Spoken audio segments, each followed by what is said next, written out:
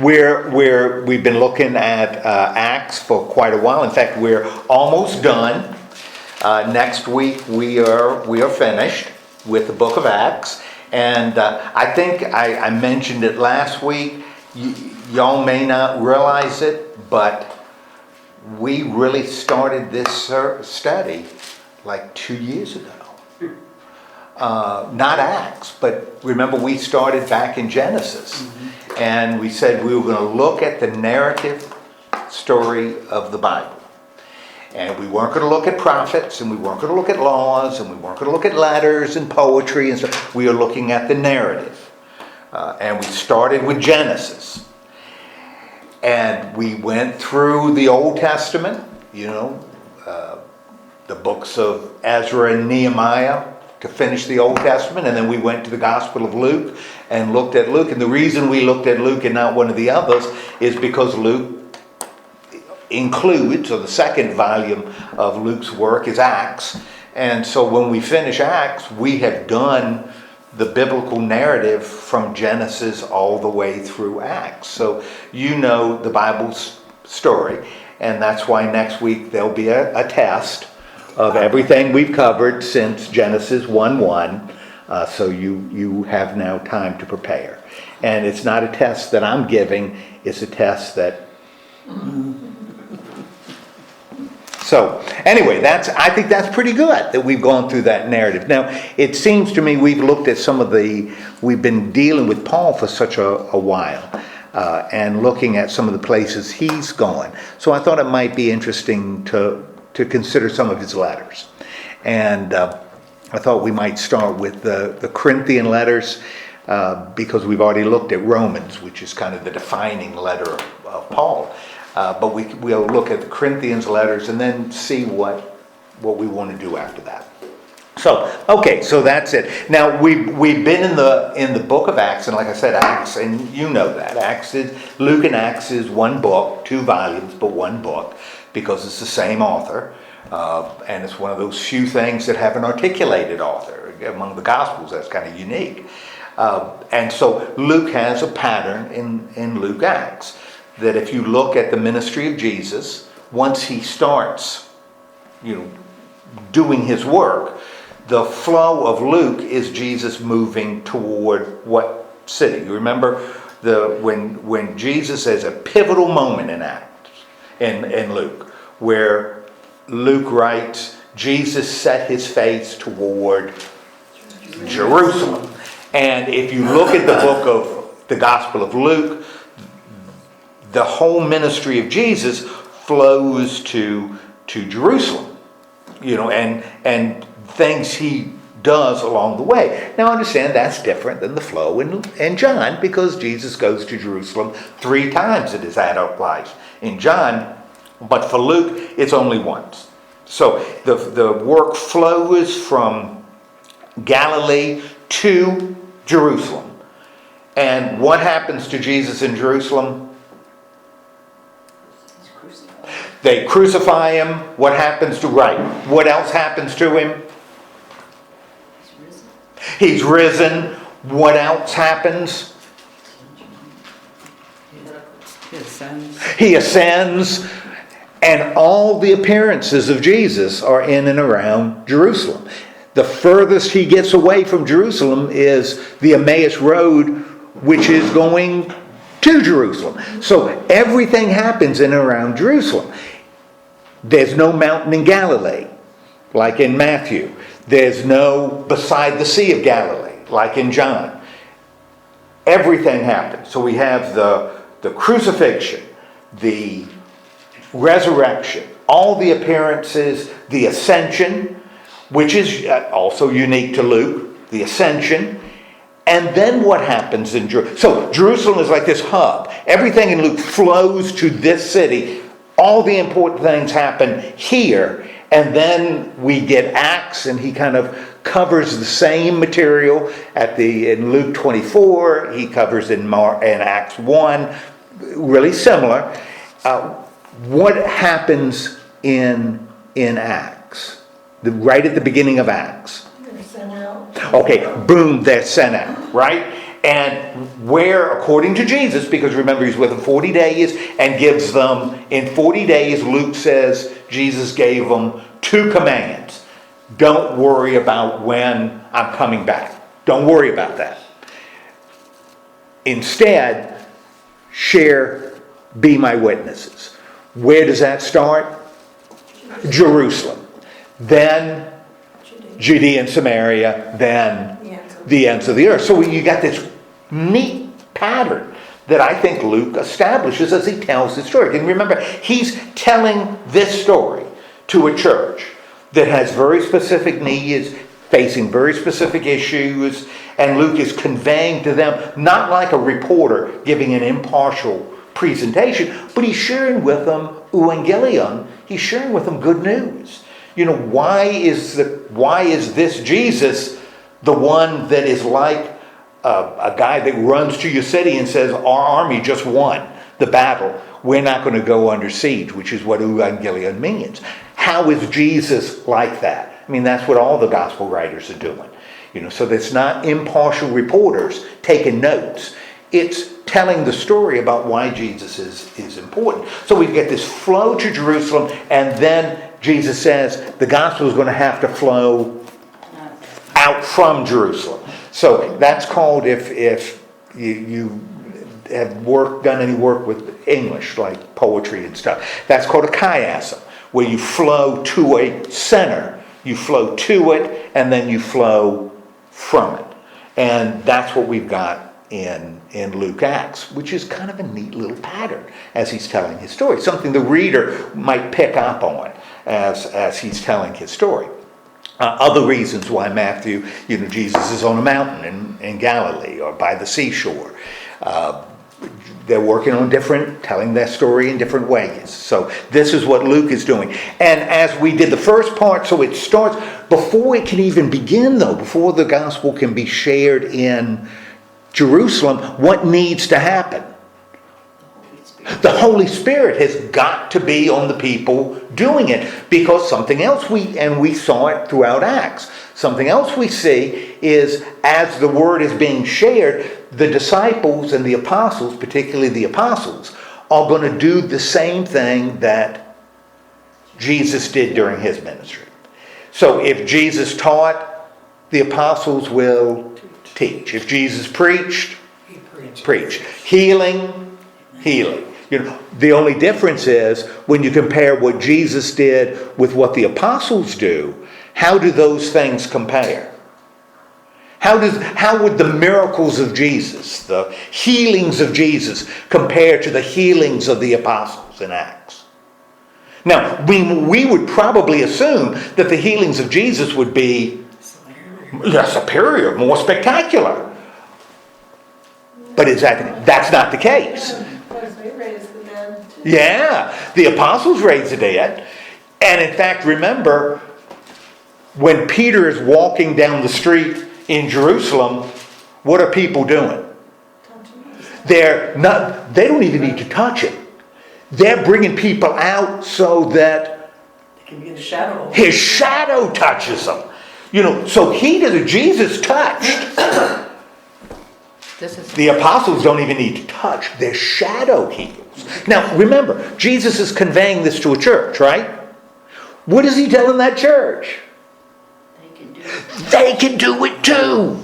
Don't sit there and think, oh gosh, if we could go back to the way it used to be, oh, it was so wonderful then, and Jesus was doing all this. Look at us, we can't do anything. Luke is telling them, you're crazy. Don't you realize you can do things greater than Jesus did? Not saying that you're a son of God, but you got power.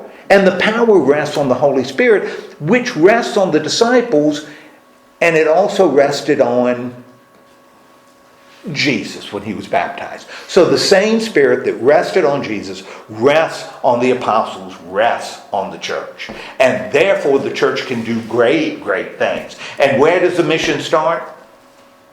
Jerusalem. And as Luke is conveying this, because I think he's communicating this to a church that's really struggling somewhere around 90 AD, that's really facing hard times. expected Jesus to come back, and he hadn't come back yet. And so they're getting kind of disappointed, and they may not be growing that great, and, things are tough. He's telling them, not only do you have the Spirit and you can do great work, but you can use these people, the beginning of the church, as an example. And as they do their work, what kind of success do they see, the apostles? Are they successful in their ministry? Lord have mercy. When one of them preaches a sermon, what's the result? Thousands of people. It's not like, a couple of people joined us, which would make me feel pretty good. But they're talking about thousands of converts. So Luke is telling history, not, I don't think, to discourage them, but to encourage them. If they can do that, then, since the same Spirit rests on you, man, it's time for you to get up, stop moaning and groaning and complaining about things, and start doing what the Spirit empowers you to do. So they do it in Jerusalem. Peter seems to be the focus of the work in Jerusalem. Hugely successful. It expands. Philip takes the gospel where? Judea and Samaria, the Ethiopian eunuch, and takes the gospel there, Philip the evangelist. And then then the next step, once that's accomplished, the next step is ends of the earth. And who is going to take it to the ends of the earth? Paul's going to take it to the ends of the earth. And what is Paul's background? Is he a likely communicator of the gospel? Heck no. He's unlikely, because his whole background is. Although Luke is very careful that when Stephen was stoned, Paul didn't throw a rock. He held the coat. So Paul may have brought accusations against Christians, but he didn't swing the axe. He didn't throw the rock. Because being a persecutor is one thing, being a murderer would be something else. So, but Paul, his conversion is miraculous. In fact, as Paul begins, we've got some of these issues that have to be addressed if the gospel is going to the ends of the earth. Like, what's the big issue that's going to have to be addressed? If the gospel is going to go beyond Jerusalem, Judea, and Samaria, as it's being shared, to whom are you going to be talking? You're going to be talking to Jews, but you're also going to be talking to Gentiles, right? In Jerusalem, you're going to be talking primarily to Jews. Judea, primarily Jews. When you get to the ends of the earth, you may go to synagogues, but there's a lot of people there that are not Jews. So you got to figure out what's going to happen with the Gentiles, which they all those issues they solve. The big one being circumcision. And circumcision becomes, this example, but it really points to something bigger. Is the gospel just for Jews? Is the gospel of Jesus Christ, the good news, is it for Jews? And we get the answer, and the answer is no. And who gives us that answer? God does. Good. What story do you remember the story where God gives us that answer? That the gospel can actually go to non-Jews, can go to Gentiles? Peter, yes! And Cornelius, and he's led and he sees the sheep and nothing's unclean, and, you can go and talk to Cornelius, which he does, and Cornelius, as Paul is in mid-sentence, or Peter's in mid-sentence, what happens to Cornelius and his household? Spirit, boom, comes, and Peter says, Lord, have mercy. I can't withhold baptism when clearly God has chosen these folks. So, bang, the gospel can go out to Gentiles. But we still have an issue, right? Even though the gospel can go out to Gentiles, Gentiles can hear the word, Gentiles can change. And we got Paul, the one that's going to do it. But we still have an issue. And what's the issue? That, by the way, is going to be resolved. Language. Well, now we've got the problem. You don't have to be a Jew to hear the word or to believe. You can be a Gentile and believe. The question is, after you believe, Do you have to become a Jew? do you have to become a Jew? Do you have to become a Jew? Which means, again, with circumcision as sort of that, the thing that Luke pulls out, and because Jews would see that as sort of the defining law, but it really reflects other laws too. Do Gentiles then have to become Jews after they become Christians? Therefore, do they need to be circumcised? And that becomes a big issue. And we know it's an issue even as we read Paul's letters. It was an issue in the early days of the church. Does the church resolve it? Of course they do. They have a great big meeting, right? And again, the last time we heard Peter, he stands up at that meeting and says, let me tell you what happened with me. And Peter sways, James is leading it, and they say, no, Gentiles don't need to be circumcised after they become Christians. But there's an asterisk. Remember, there's the asterisk. They have to follow rules. They have to follow 4 rules, 3 of which are dietary. You have to, which again, I told you, one of the things I believe is that Luke is the most profoundly Jewish of the Gospels, or the Gospel writers. That you don't see anything in Paul where Paul says, but guys, you got to obey some dietary laws. In fact, in Romans, he kind of says you can eat meat offered to idols because idols don't represent anything. Therefore, eating meat offered to idols is just meat. It doesn't mean anything. But according to Acts, would Paul have said that? I know, because Paul endorses those 4 rules that you got to follow. This is the story Luke is telling. You also, not only do you see the church resolving these issues, they're in harmony. This church is this harmonious group. You don't have major divisions inside the church. You don't have anything like we'll see in the Corinthian letters, in the book of Acts. You don't see the controversy that's happening in the early Christian church as they try to figure out what it means to follow Jesus. Okay. What were the 4 rules? The 3 were dietary. You remember does anybody remember the 4 rules? One was really broad and had to do with sexual morality. Okay. And I mean really broad. And that was the first. And then, you remember what it was? You remember the others? Don't eat foods offered to idols. You don't eat food that's been offered to idols. You can't eat food. You can't eat meat with blood in it. You can't eat meat with blood in it. And remember, Jews believed that blood, the Spirit of God was in the blood. Was in the blood. The Spirit that God gives. I said Spirit of God. That's the Spirit that God gives us and enables us to live, be animated, is in the blood. Of all things, not just humans.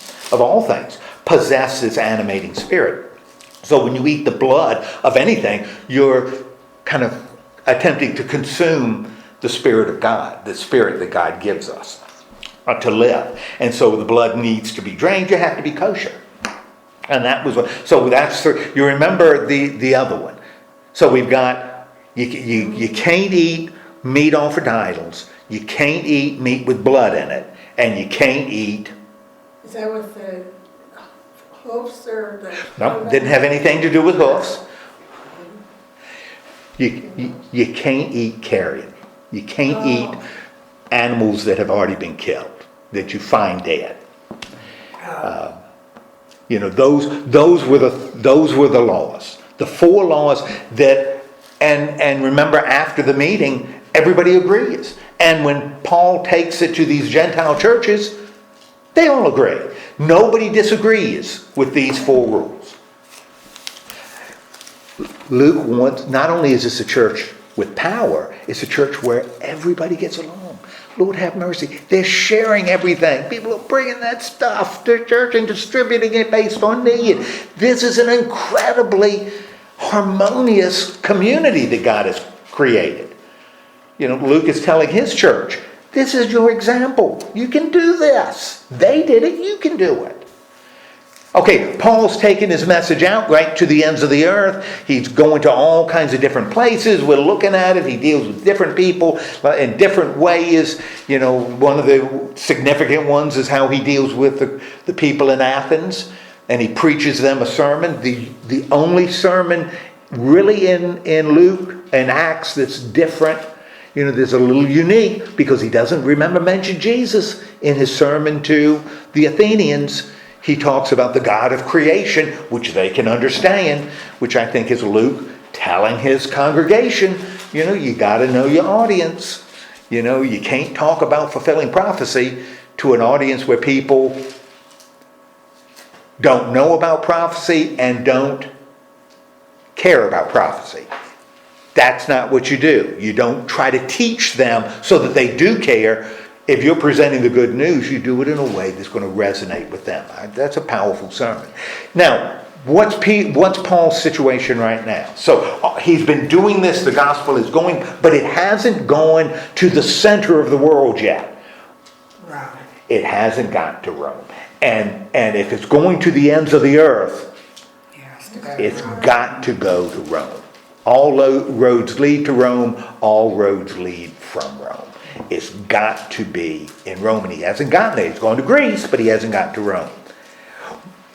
What has happened to Paul recently? He's in prison. What's that? He was in prison. Okay, he's a prisoner. He's a prisoner in a kind of an odd way, right? He has free will. Yeah, he's got free. He can do pretty much what he wants to do. It's almost like he is a prisoner, but it's almost like protective custody, because the Romans are holding him. But by holding him, the Romans are actually doing what? Keeping him safe. Keeping him safe. They're protecting him. Which again, I think that's a message Luke is conveying to his church. You know, don't be afraid of the Romans. Be afraid of the Jewish leaders who are what? Jealous. They want to kill him, and they want to kill him because they're jealous. That's what Luke tells us. So don't be afraid of the Romans. The Romans are not believers, but the Romans are fair. The Romans are fair. They believe in justice. So if you're in trouble, you may not get sympathy, but you're going to get a fair hearing from a Roman. You're not going to get a fair hearing from people who are jealous of you. They aren't going to give you a fair hearing. Okay, so so Paul is in Roman custody. He was first in Jerusalem and says on trumped up charges. Now he went to Caesarea. And what happened to him in Caesarea? The Romans have him. The Jewish leaders warn him they're going to kill him if the Romans let him go, because they've already plotted behind the scenes. What does Paul say when he's being held in? Because the Romans are very sympathetic to his situation. They don't believe he's guilty. You know, or if he's guilty of Jewish issues that are not their issues. He appeared before Agrippa, Herod Agrippa II, and his sister. And Herod Agrippa, which Luke seems to view as also being fair, Agrippa, what's his conclusion? After Paul preaches his last sermon in Acts. He didn't do anything about it. Didn't do anything. And Agrippa knows. He may not be ethnically Jewish, but the conversation starts with, you're a guy who knows. You're a guy who knows the Jewish law and Jewish customs. Here's what I believe. Am I guilty of anything Jewish? Violating anything related to Jewish law or traditions? And Agrippa says, no. This guy should be turned loose. You know, he is innocent. And Festus, who is the governor, says, I agree. But what has Paul done? He's asked to see Caesar. I want my case tried before Caesar because I am a Roman citizen. I am a good Jew because that's what he's been pounding on in these conversations. Again, I think Luke is the most Jewish of the evangelists, and he's writing to a congregation that internally has a lot of values Judaism. Or he wouldn't be making such a definitive focus. That Paul is, Paul never denies that he's Jewish. In fact, that was the trumped up charges, that he was telling Christians they didn't need to be, telling Jewish Christians they could stop being Jews. And Paul says, I haven't done that. I'm not doing that. And we know, because Luke tells us he hasn't been doing it. So he is going to Rome. If he gets to Rome, now the gospel can what? Be completed. Acts can be a completed work. The word can go to the ends of the earth. So now he's heading to Rome. As we enter chapter 27, what do they decide to do? Sail for Rome. They're going to sail for Rome. Now, we've seen this happen 2 other times. Something kind of subtle has happened here. How does the narrative change? Isn't it? Who is writing this? Now he's shifted to first person again. Remember, we've seen it 2 other times that he shifted to first person. Now, could be a lot of reasons why the writer shifts, from third person to first person. Could be that he is the one, the writer is the actual one who's doing this, involved in this. Could be. Problem is, this would mean this was written very early. This would have been maybe even earlier than Mark, and there's a lot pointing away from that. But that could be, you have no way of knowing. Could be that he's using it for emphasis. That the writer wants to emphasize, this is really important, so I'm not just giving you third person information. I'm telling you something, I'm writing it as though it's first person, because this is really important for you to know. Maybe. Could be one of the things, and I'm kind of tilting towards this more than I had in the past. One of the things that's, I think, important for us always to remember is that these evangelists are working with piles of stories, or put together stories. They aren't reporters following behind, writing notes. They're organizing a lot of things that are being shared. Okay, she's getting a drink. That's good. They're organizing a lot of things. Now, I think it's personally, I think it's likely that when he's working with this, it's the story he's working with has been communicated to him first person. And he believes Luke, the writer, who is writing this, 30, 40 years after this has happened. He believes this is really important, so he's going to keep it in first person because that's how he received it. I kind of tilt in that direction now, more than he's just using it as a stylistic device to emphasize, for emphasis, because I don't know why he would be doing it. I would think he would do it in other areas that are more theologically important than the places he's done it. Doesn't seem to have a lot of import.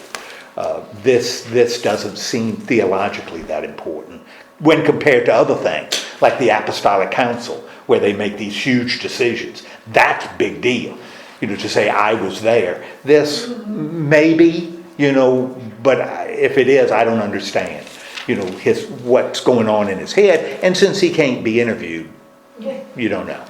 But anyway, he does shift to first person, and he's going to carry first person for a while, not forever. He'll shift back into third, but now he's in first person, so it becomes we, instead of they.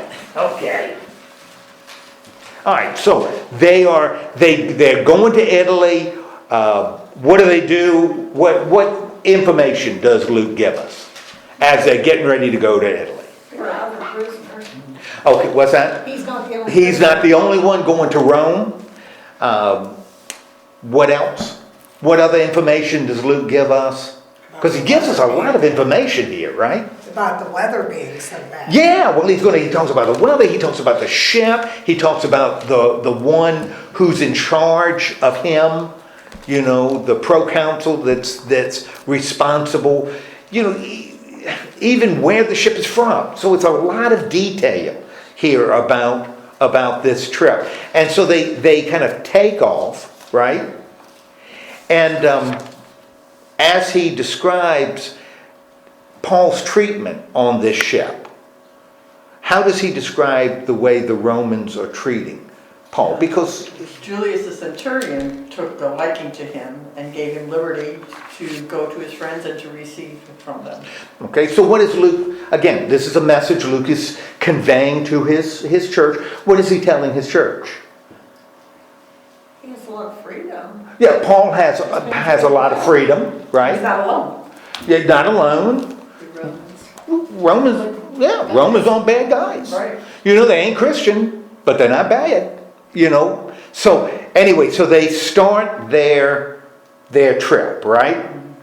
Okay. And Paul gets transferred onto another ship, right? Because the ship they're on, now understand, these are ancient ships. And when you were sailing, you wanted to stay as close to shore as you could, because it was really dangerous to go out. Remember when we first started this whole series with Genesis, do you remember in Genesis 1, what was at the beginning, before God spoke? As the writer of Genesis, in Genesis 1, Water. right, water. Because before God even speaks, there's water, right? And we talked about it a little bit, and we've seen it alluded to in other places. Why was there water? What did water mean to these ancient people? Chaos. Water meant chaos. Water meant chaos to ancient people. And that's why in creation, God creates a bubble in the water. Because there's water above, and there's water below, and there's water around. But God creates a bubble of order within the chaos. And that's why at the flood, God does what? Releases the chaos. He removes the boundaries, and chaos reasserts itself. So water is this symbol of chaos. When Jesus walks on water, symbolically, that's really powerful, because he's walking on chaos. It's not just he knew the stones, where to step. This is the evangelists, all three of them, telling us that Jesus had power over chaos. When he stills a storm, that's important, because that's chaos. Man, that's the way ancient people looked at the water. They looked at the Mediterranean Sea, and ships went out and sometimes didn't come back. And that's why they create all these stories about what's living in the water, what's living out there in the sea. Leviathan lives. And what is Leviathan? In the Living Bible, it says crocodile, but it wasn't crocodile. What was a Leviathan? It was a sea monster. There were monsters out there. You get in your ship, you go out there are monsters. Behemoth is living out there. That's why in Job, when it talks about, God created Leviathan and Behemoth, and they play in his sight. Lord have mercy. These monsters that sailors are afraid of. They're pets. God treats them like pets. That's a powerful message. But that's the way ancient people saw, because the sea is not controllable. You can control the land. You can plant on the land. But you can't control the water. And so when sailors, you wanted to stay as close to land as possible.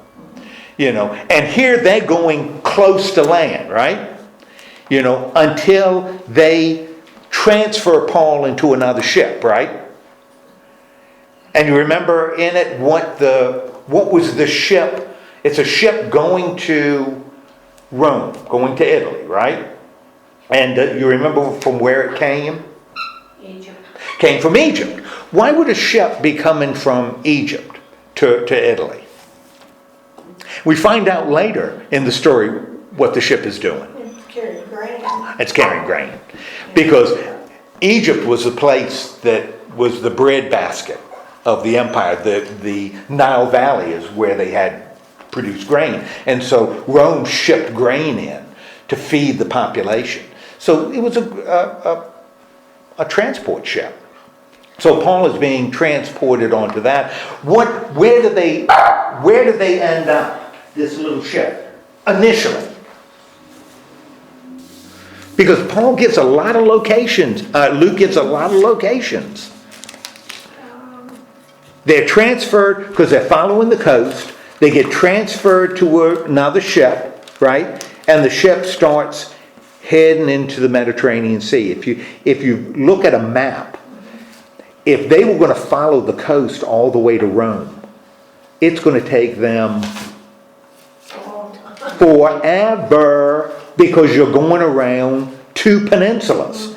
It is going to take you forever. So somewhere down the line, you're going to have to go across the Mediterranean Sea, and that's scary.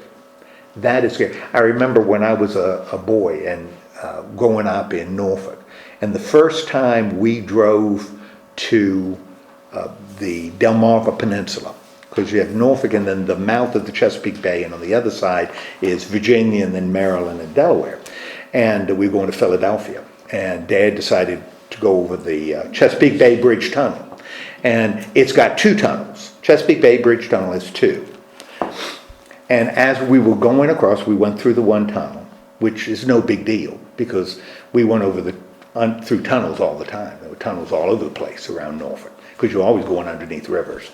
So going through the tunnel wasn't a big deal. What was a big deal when I was a little boy is when you were in that area between the tunnels, you didn't see anything but water. There was nothing but water. And I'll tell you, and two lanes, because the bridge was two lanes, and it had little railings, but two lanes. Nothing in front of you, nothing behind you, nothing to the side but water. That was it. And I'll tell you, it made you a little shaky. We did it once when it was snowing. Made you a little shaky. Made you a little shaky. Nobody else was on it because it was snowing. Made you a little shaky because you're surrounded by water. That's what they're looking at doing. They're looking at striking across the sea. Now, where do they end up? So they're starting to go. He's been transferred with the other prisoners to this merchant ship that's taking grain from Egypt to Italy. They strike out across the Mediterranean. They stop at what island? What island do they? Crete. They go to the island. They get to the island of Crete. And if you look at a map, that's where they're heading. They're heading west, and they stop at Crete. Now, and again, a lot of detail. Luke gives us a lot of detail about cities and stuff. What happens around Crete? So they get to Crete. Hurricane. Okay, you got weather issues. What time of year do they get to Crete? It must be coming winter. Okay, They said they couldn't, the harbor was unsuitable to winter in, that's why they continued on. Okay, if you notice in verse 9, it talks about the fast had already gone by. You know what the fast they're talking about, Luke is talking about, is Yom Kippur. So we're talking about mid-October. So they are around Crete mid-October, which means winter's coming. And evidently in the Mediterranean, and they seem to know it, what happens in the Mediterranean during the winter? Must be storms. Must be storms. There must be storms. And so, but they're in Crete, and they're in a place called Fairhaven. Good gracious, that's pretty good. That's pretty good. But you can't stay there. Because remember, it's a ship full of grain, right? Yeah. Now, Paul suggests they do what? They weather out the storm there. Okay, what he's saying is, let's stay here until spring. He's not talking about let's stay here for the weekend and see if things clear up. He's saying let's spend the winter here, so we're not going across the Mediterranean in the middle of winter when storms kick up. Let's stay here, which is what sailors did, because that's unknown. You're moving into an area that's pretty much unknown. There's all kinds of stuff out there. Let's wait until the weather's better. But who says, no, we got to push on? The centurion.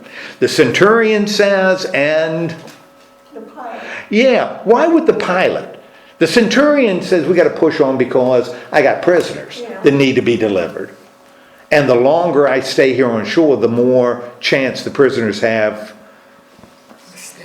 of leaving, of running away. Why would the pilot of the ship say, oh, we can make it? He probably gets paid. Yeah. So does his grains. Yeah, the worst thing that's going to happen to him is if he's sitting in there for 3-4 months with a shipload of grain.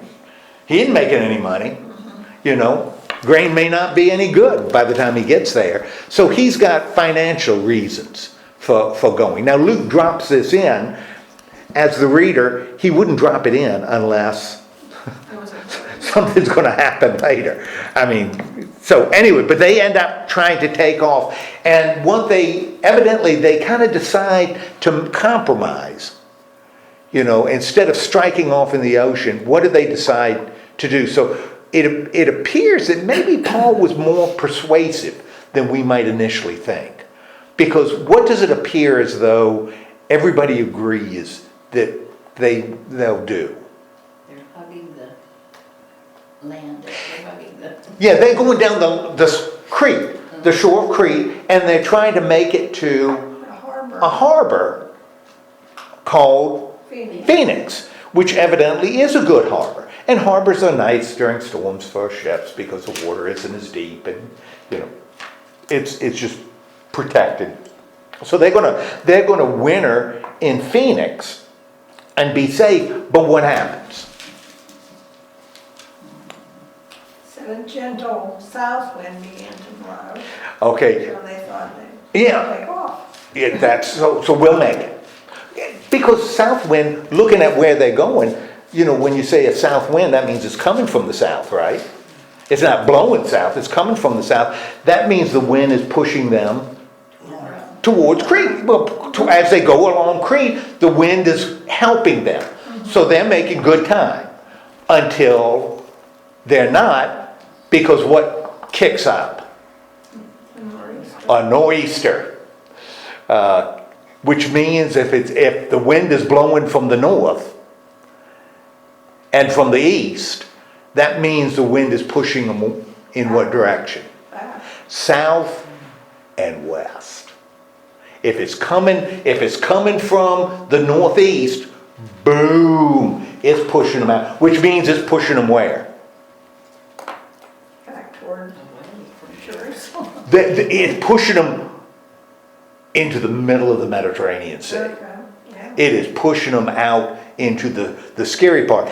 In fact, a little later they'll talk about Syrtis.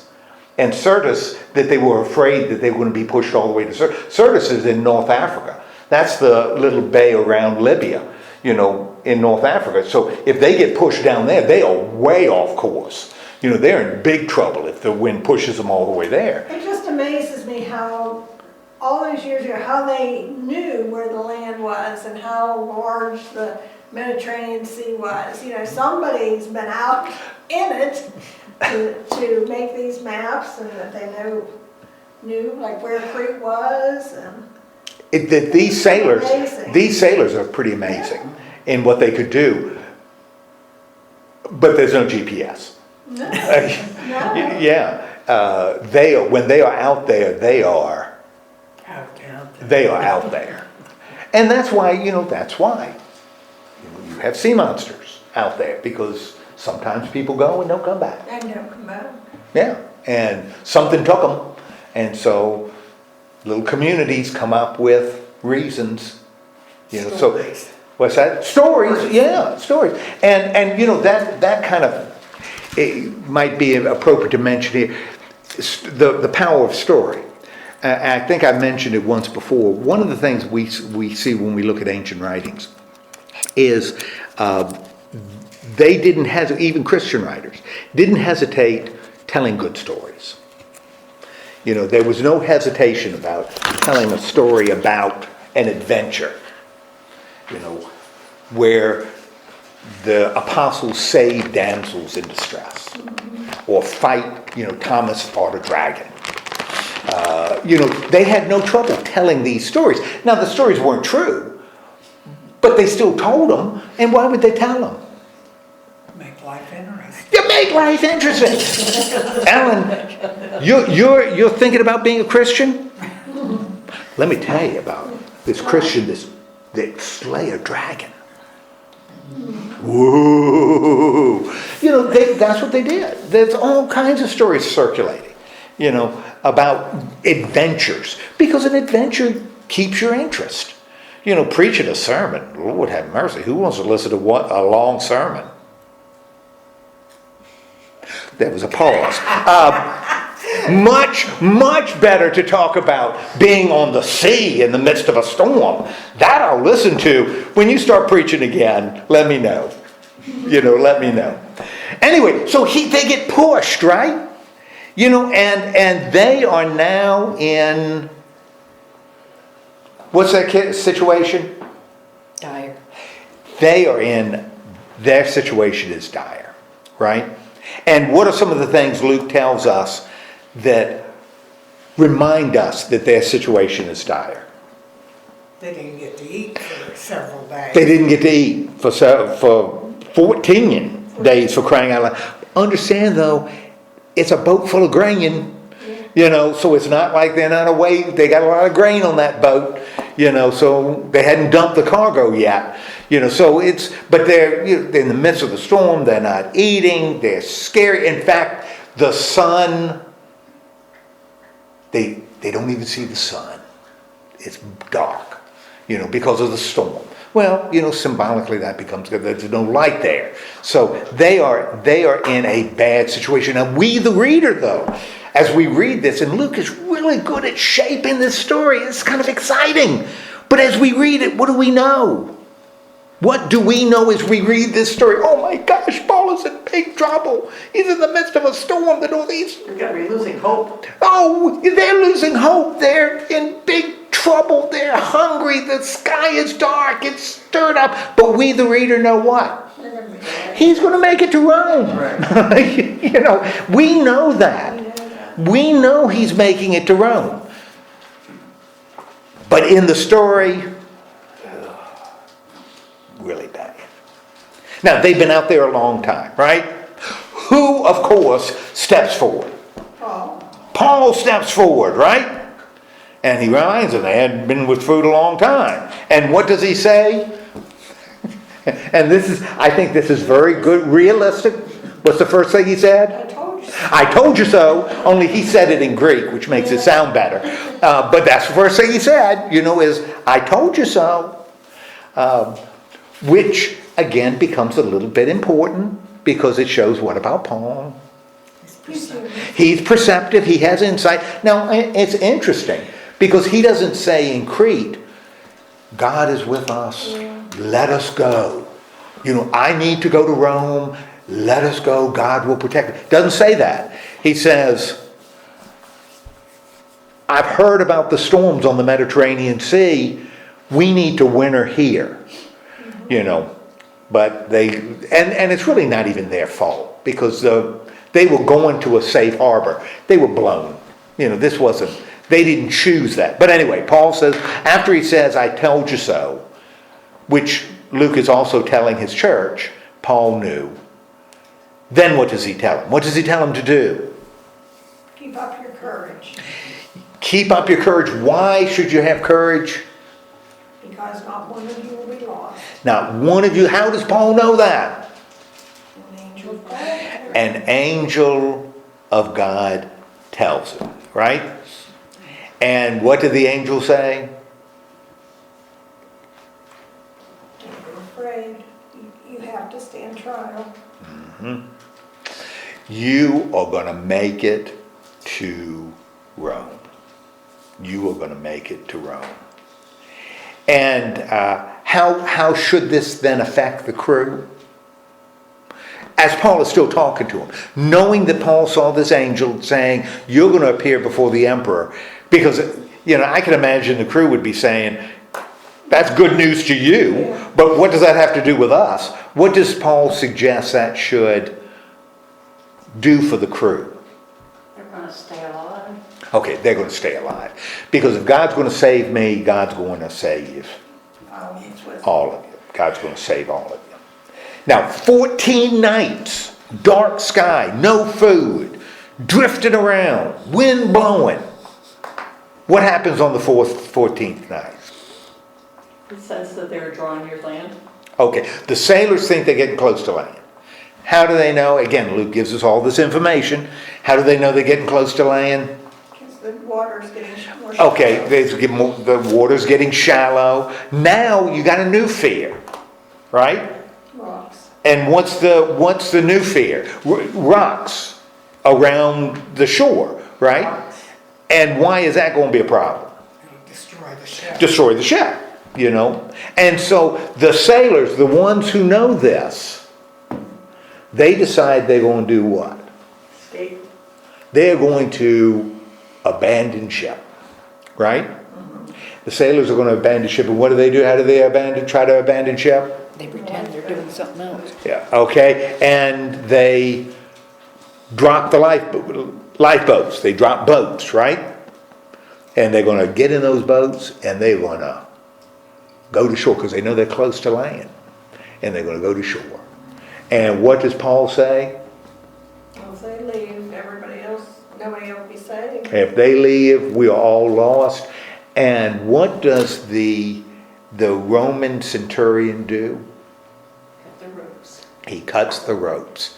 The sailors drop the boats, or dropping the boats into the water, and the centurion cuts the ropes. So where are the sailors? Stuck on the boat. They're in the big boat.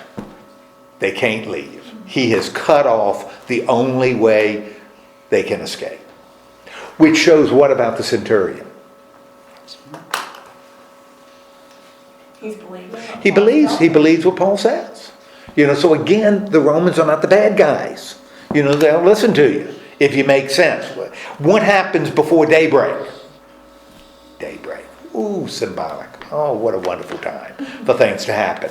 What happens before daybreak? They all eat. But who convinces them to eat? Paul, which it now looks as though Paul is what? In charge. In charge. He says, now's the time boys, now's the time to eat. You hadn't eaten anything. And now's the time to eat, because you need to be strong. You being hungry isn't going to help you.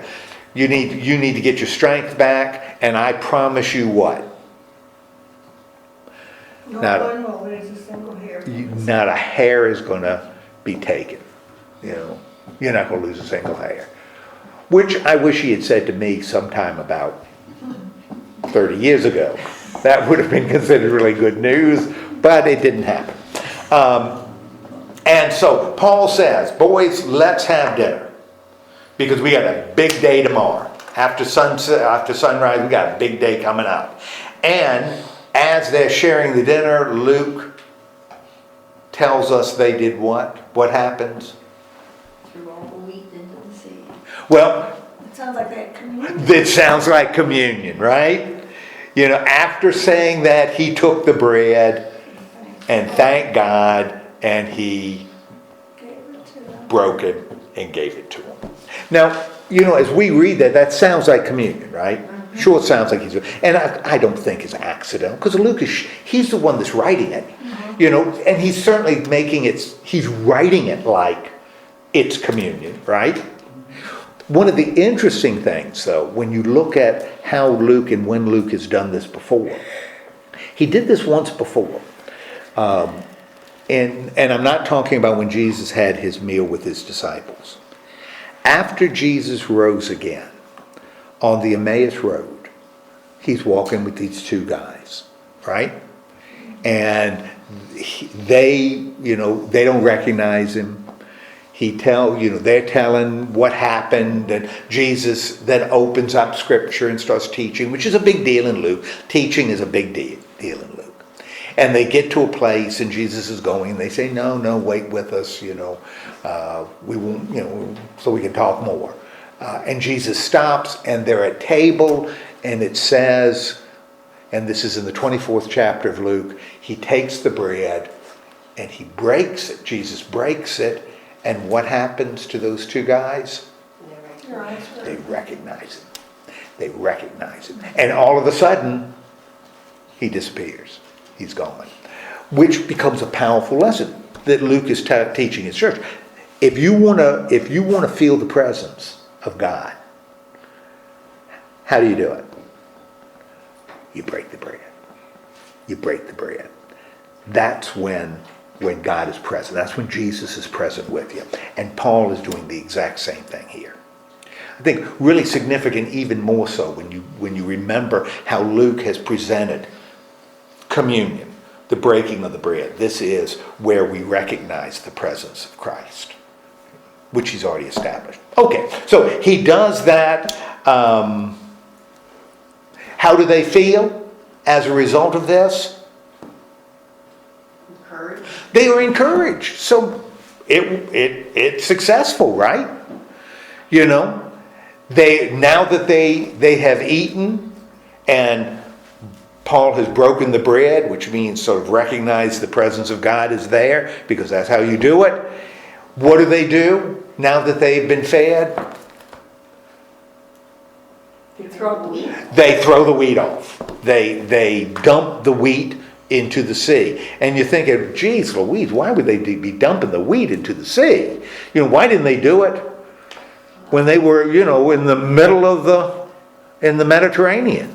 They haven't lightened the load. Were they afraid of the rocks? Yeah. They're preparing for land, because they're going to run the boat aground. And the lighter the boat is, the closer they're going to get to the shore. So they are preparing to disembark. And the grain in the boat gives the boat a little more ballast. So when the sea is so rough, the boat being a little bit heavier lies a little bit lower instead of on top, so it's less susceptible to winds and storms. So they are ready for land. And what do they see in the morning? Land is there. They see the land, which means that Paul was right. Everything Paul told them to do was right. And they are preparing to run the boat ashore, so they don't need anchors because they're going to run it on shore. So they're getting rid of anything that's going to weigh the boat down. They want the boat to be as light as possible. And one of the ways to make the boat as light as possible is to do what? Stuff overboard. You throw stuff overboard. Okay? So they're throwing stuff overboard. What is a potential problem when they hit the shore? And you could do and lighten the load. Jump over yourself. Well, remember who's on the boat? The Prisoners. Now, if we throw throw the prisoners overboard, we lighten things up a little bit, right? We also don't run the risk of getting to shore and the prisoners doing what? Running away, which prisoners tend to do. So the soldiers are ready, and they're going to get in trouble if the prisoners escape. If they kill the prisoners before they hit the shore, nobody's going to blame them, because that makes sense. That's what they should do. But who steps? For the centurion. Somebody's purse is on the floor. Is she going to Got go? Kleenex chewing it up. Oh, is your purse down? Here, what? Oh, Come here. she's got some Kleenex. Yes, she did.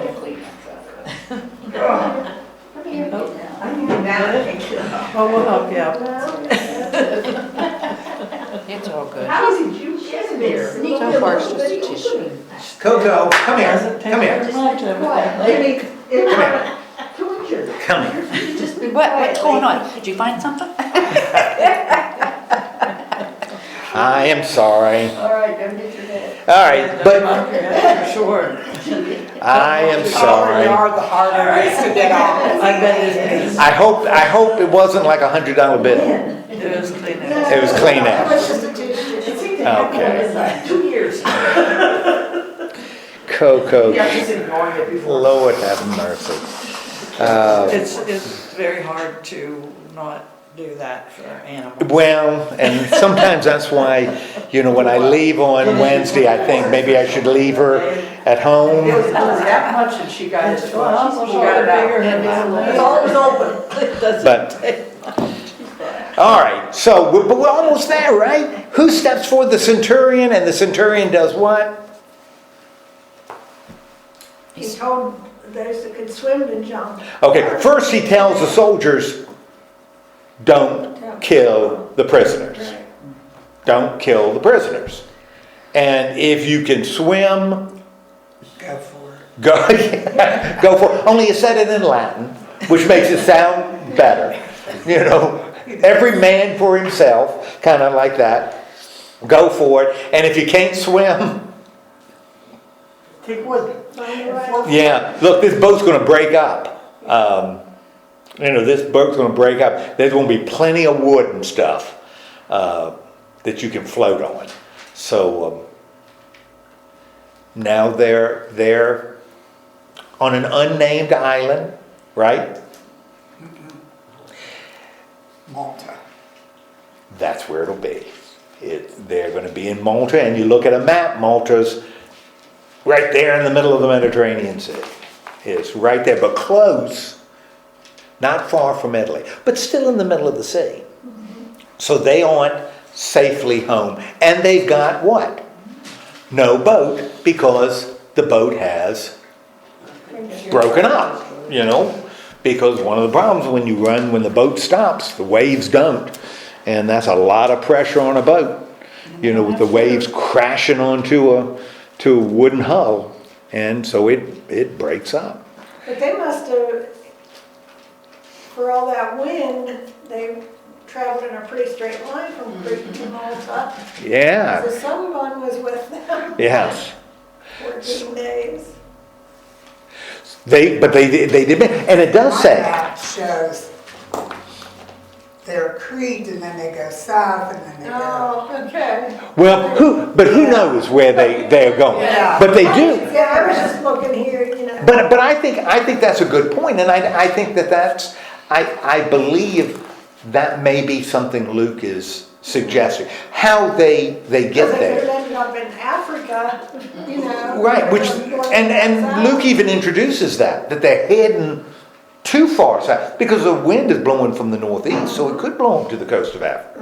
It's really miraculous that they make it, because 14 days in the middle of a storm in a little wooden boat. And how do you have any strength? Like, you're weak after 14 days know. of Yeah. not eating. That's right. And I think Luke kind of wants us to feel as though God has a hand on this, because we know that, and Paul reminded us of that after 14 days, because that's what the angel said. The angel didn't say, "Oh, I'm going to keep you safe because you're great guys, and I'm going to keep you safe." He says, "I'm going to keep you safe because you're going to appear. You're going to go to Rome. You're going to appear before the emperor," and that's the focus. This boat's going to make it, or you're going to make it to Rome. Now the boat won't make it, because the boat is pretty much what? History now. That's done. And now Paul is on shore of an unnamed island, and we've got one more chapter to go before, and the question is now, Does he make it to Rome? will he make it? Will Paul make it? On YouTube, I will, when I just have bits and pieces of time, they show these little shorts that are like 2 minutes, sometimes like 30 seconds, sometimes 2 minutes, these little tiny shorts. And for some reason, and I don't know why they do it, if you watch one thing, then you see a lot of them. And one of the things, I guess I watched it once because I get them now every day, these little shorts, and it's like 30 seconds to 2 minutes, from the old Batman series from 1964. These little tiny shorts from the old Batman. And you remember in Batman, I was a little boy when Batman was on, and I watched it for those 2 years, Wednesdays and Thursdays. Boom. We would run home, we had kids choir practice, and we'd run home from kids choir practice to watch Batman. 7:30. I'll tell you, it destroyed I remember that. it destroyed the Munsters, because the Munsters were on Thursday night at 7:30, and they did fine ratings wise until the second part of Batman on ABC, because Munsters were on CBS. They were on ABC, and that's what people watch. That's what kids watch. So, but I did. And you remember on Wednesday, and when they went to one show a week, it wasn't the same. But when it was two on Wednesday and Thursday, at the end of the Wednesday show, you remember? It was a preview for Thursday. Well, Batman and Robin were always In trouble. in trouble. About to be eaten by a clam, sinking in a giant cake. Something bad was going to happen, right? And you'd have to tune in on Thursday. Same bad time. Same bat time, same bat channel. And you got to see. And this is what we're here now. Paul is on this island. He's going to get it, but we don't know how he's going to do it. So we got to tune in to chapter 29 next week this time. Same. Was this? Chapter 28. What year was this? You're Batman, talking Batman. 1964. Oh. 1964, I know I 65. had to watch it because my brothers watched it. Yeah, I was gonna say, Oh, Batman being a. But did you like it? Batman. Did you like it though? Oh, Yeah. we played Batman on the playground. Batman and Rob, we all had our favorite villains. Oh, that was good stuff. And then it kind of faded, 2 years, and then it was kind of run its I'm course. very old when that was on. You're not as old as I am. I'd have been 9. I was 7. I was 7. 64. Yeah, we can relate to that. Taking babies out. Oh, well, clearly you didn't have a 6, 7, 8-year-old boy hanging around, because if you did, Batman would have been on. Dad loved Batman. And now you see, like, they put reruns of Batman late at night. Yeah, Is it that on the weekends or something? I'm just, on MeTV. and you it's can- so they're so silly. It is. Well, particularly when you compare it to the Batman movies now, which are very dramatic and serious and dark, but everything was a bat, But that's what held kids' attention Yeah. back then. his bat tires and bat. Boys will sit still for a half hour. There you go. It was good stuff. Okay, let's have a word of prayer and then go home. Lord God, thank you so much for giving us this time together, and remind us that even when it's hard to see your presence, you are never far away from us. You really aren't. And you've given us ways to recognize your presence. And one of those ways is when we gather together and break the bread. So help us to see your presence in those things that we do. And then help us to step forward with faith to do what you have called and equipped us to do. We ask this in the name of Christ. Amen. So thank you.